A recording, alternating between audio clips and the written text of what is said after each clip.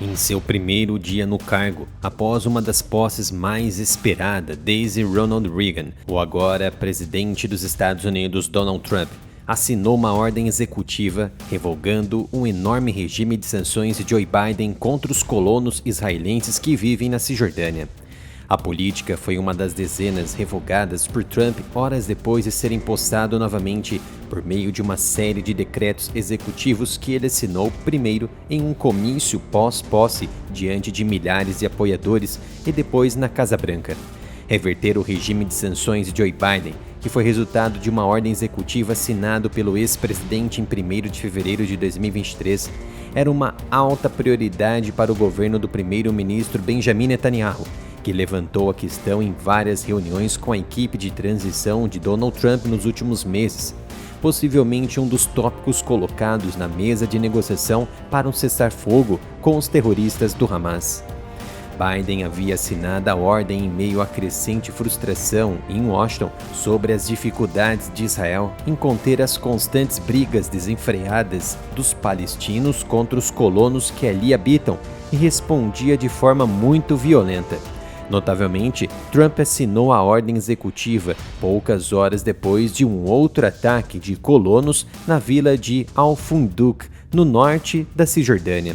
O movimento dos colonos tem como objetivo restabelecer os assentamentos em Gaza, que foram evacuados em 2005, quando Israel se retirou do enclave costeiro. Netanyahu descartou a ideia, mas continua em dívida com parceiros de coalizão que o apoiam. Mas a ordem mais aguardada será aquela que vai entregar tudo para Israel. Espera-se que o presidente Donald Trump suspenda dentro de alguns dias as graves restrições do governo Biden sobre o fornecimento de armas e bombas de 2.000 libras em seus primeiros dias no cargo. Isso foi confirmado pelo embaixador israelense nos Estados Unidos, Mike Herzog.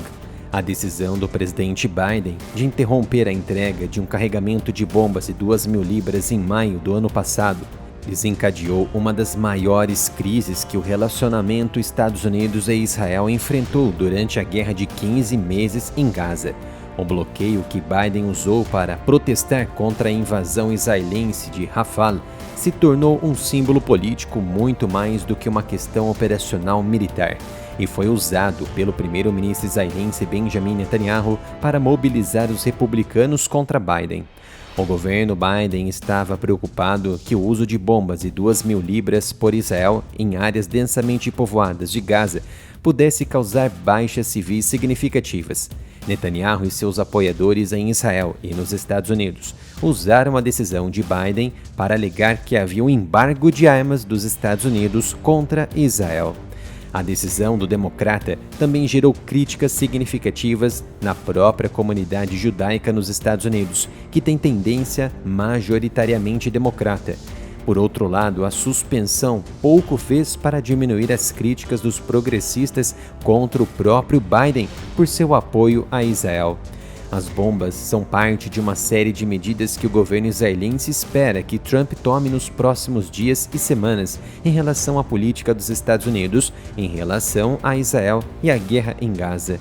Uma dessas bombas, pesando quase 910 quilos, pode penetrar em concretos espessos e metais, criando um grande raio de explosão.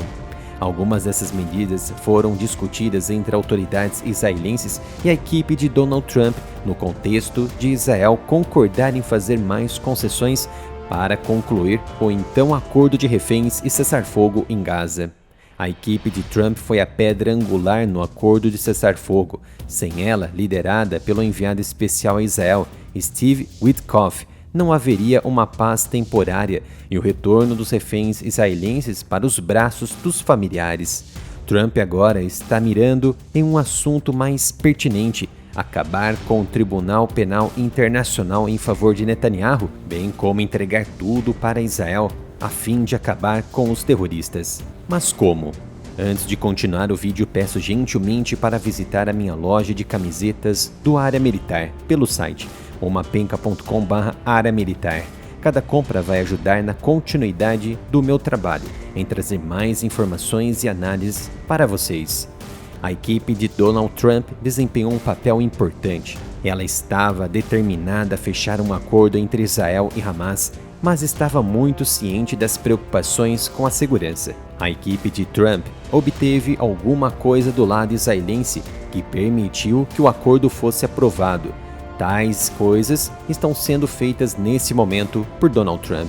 O Laranjão também está buscando intermediar um acordo de normalização entre Israel e Arábia Saudita, um acordo que provavelmente exigirá que Jerusalém faça concessões significativas aos palestinos, como se fosse um novo Acordo de Abraão.